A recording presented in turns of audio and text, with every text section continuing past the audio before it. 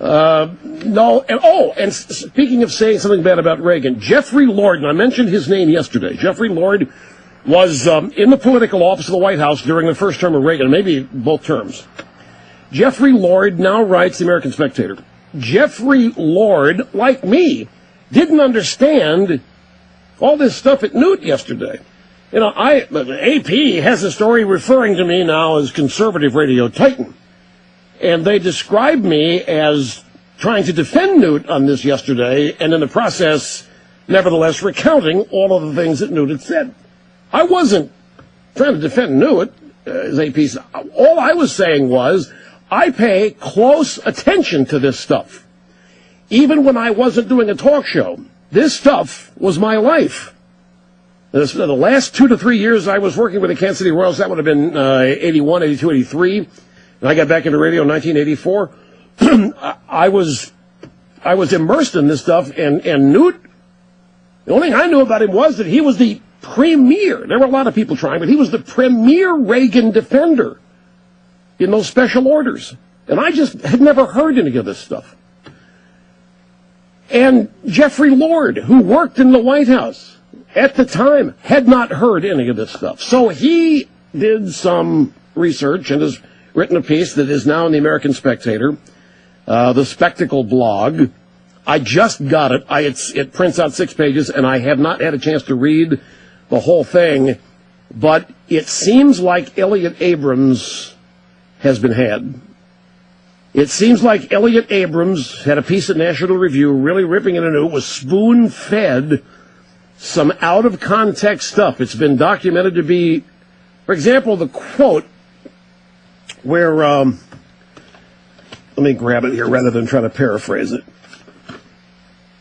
Abrams quotes Newt for saying in this speech that Reagan's policies toward the Soviets are inadequate and will ultimately fail. He quotes Newt as saying that. So Jeffrey Lord went to the special order, Newt's speech on the floor of the House when the House had shut down business for the day, and listened to the whole thing. It was an hour. And Jeffrey Lord writes, Abrams quoting Newt, saying in this speech that Reagan's policies toward the Soviets are inadequate, ultimately fail, is shameful. Shameful what Elliot Abrams did, and here's why. Here's what Newt said in full and in context. Quote, the fact is that George Will, Charles Krauthammer, and Irving Kristol and Gene Kirkpatrick are right in pointing out the enormous gap between Reagan's strong rhetoric, which is adequate, and his administration's weak policies, which are inadequate and will ultimately fail. In other words, Newt was picking up on a concern prominent in the day and voiced by no less than Gene Kirkpatrick, who was Reagan's UN ambassador. And it was a concern that had also been voiced by Reagan supporters, George Will and Irving Kristol, Bill Kristol's dad, and the late Mondale aide, turned to conservative, as Mr. Lord writes here, Charles Krauthammer. Reagan's anti-communist policies could be stronger if better institutionalized and not tied as much to the Reagan persona. Newt was picking up on a concern that these members of the Reagan support team and administration had said. He's quoted as saying it. He didn't say it. It's a classic take a paragraph or a sentence in quotes and take some of it out of it, take some of the words out of it, but leave the quote marks and make it look like the speaker, in this case Newt, was saying these things when he was picking up on a concern. ABC News, here's a little juicy tidbit. What's been the big news with Newt's campaign the last week? That's right. The ABC News investigative piece by Brian Ross in the form of an interview with Gingrich's ex-wife Marianne aired 2 days before the South Carolina primary. The incident famously backfired as Gingrich launched an attack on ABC during the now famous CNN debate hosted by John King. All new, right? Wrong. 5 days previous to Gingrich's speech, President Reagan had addressed the nation on what he called the mounting danger in Central America. Wait a second. No, that's right.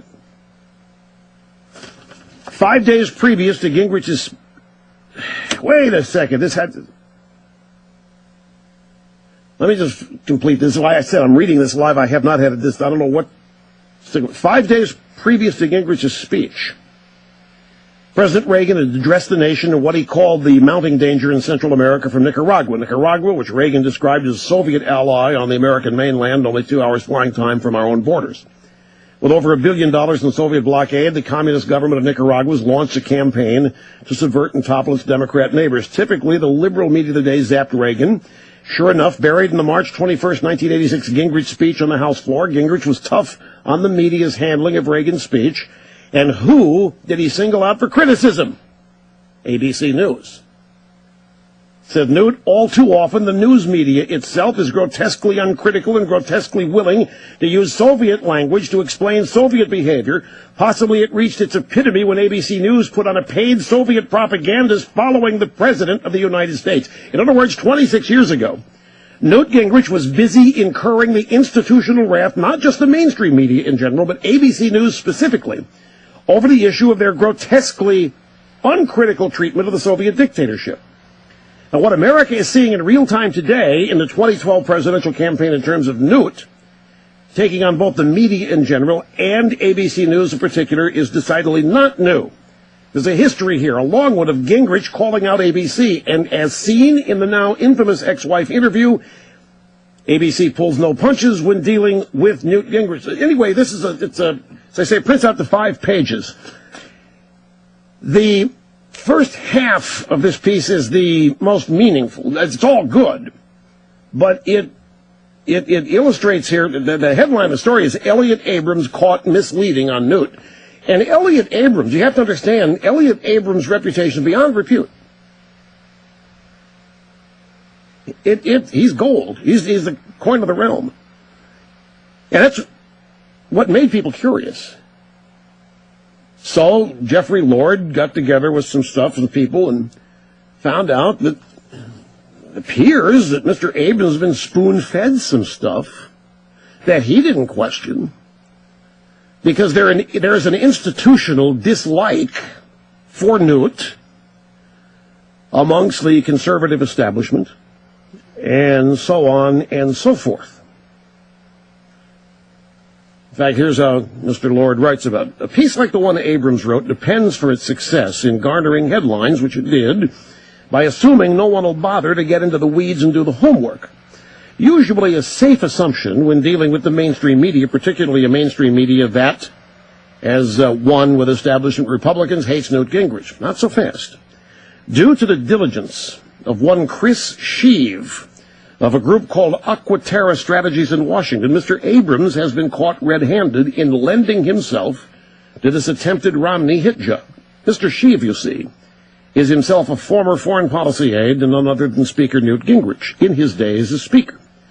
While now out on his own and not working for Gingrich, Sheave is considerably conversant with the Gingrich foreign policy record. That's right. Mr. Sheave incensed at what he felt was a deliberate misrepresentation of his old boss by Abrams and the Romney forces, specifically of Gingrich's long ago 1986 special order speech in the Florida House, and aware, quote, that most of his, Abrams' comments had to have been selectively taken from the special order, unquote, Sheave started digging. Since the congressional record for 86 was difficult to obtain electronically, Sheave trekked to the George Mason Library to physically track down the March 21st, 1986 edition of the congressional record. Locating it, copying it, and scanning, he was kind enough to send it to me, writes Jeffrey Lord. So now I've read the Gingrich speech that's the source of all the hoopla, all 7 fine print pages worth of it exactly as it appeared in its original form. I can only say that what Elliot Abrams wrote in NRO, National Review, about Newt Gingrich based on his long-ago speech is not worthy of Elliot Abrams. Specifically, Abrams implies that Newt was spewing mindless vitriol about Reagan on the House floor. Not only not so, it was quite to the contrary, which, I'm telling you, these special orders is where everybody first heard about Newt.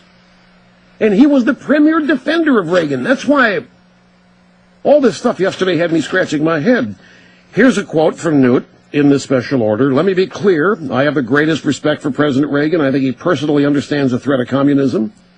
And he goes on at Newtonian length, praising Reagan for Reagan's understanding of Lenin, Reagan's understanding of the real purposes of a Soviet dictatorship, and much more. He lists and applauds Reagan repeatedly for the president's appreciation of the threat in a more powerful Soviet empire and the threats posed by communist Cuba and Nicaragua. He ranks Reagan with the great Cold War presidents in protecting freedom. In short, time after time, Newt Gingrich, true to form, is there on the floor of the House relentlessly praising and crediting Reagan. Is it any wonder that years later Nancy Reagan would speak publicly and warmly about Romney passing the conservative torch to Newt? Is there any wonder that Michael Reagan stepped into the middle of this current brawl to endorse Newt? Abrams quotes Newt for saying in this speech that Reagan's policies toward the Soviets are inadequate and will ultimately fail. And this is the paragraph I read to you at first that references Gene Kirkpatrick, George Will, and Charles Krauthammer that Newt references, but not his words. In other words, Newt was picking up on a concern prominent in the day, voiced by no less than Reagan's then ex-UN ambassador Kirkpatrick, not to mention prominent Reagan supporters Will and Krauthammer, that Reagan's anti-communist policies could be stronger if better institutionalized. The entire speech, the entire Newt speech, focused on suggestions of how to do that, to effectively institutionalize Reagan's conservative beliefs in the government. Is Abrams seriously accusing Gene Kirkpatrick and George Will of being anti-Reagan, of spewing insulting rhetoric at a president everybody in Washington knew they staunchly supported? Really? But of course not. But Gingrich appears to be doing just that. Abrams apparently quite deliberately cut out the original Gingrich reference to Will, Kirkpatrick, Krauthammer, and Crystal. Now, Jeffrey sent me the whole text of the special order. It is tough slogging, but it confirms my memory. All I could tell you yesterday was I did not remember any of this Newt bashing of Reagan stuff. But there were the videos of some examples, selectively, things left out, the starting point of the edited version, not really the starting point. So there you have it. But however, folks, I'm just going to have to assume here that Elliot Abrams was spoon-fed this stuff by the Romney people. It's a stunning piece. This is an absolutely stunning piece by Jeffrey Lord, the American Spectator. But the genie's out of the bottle.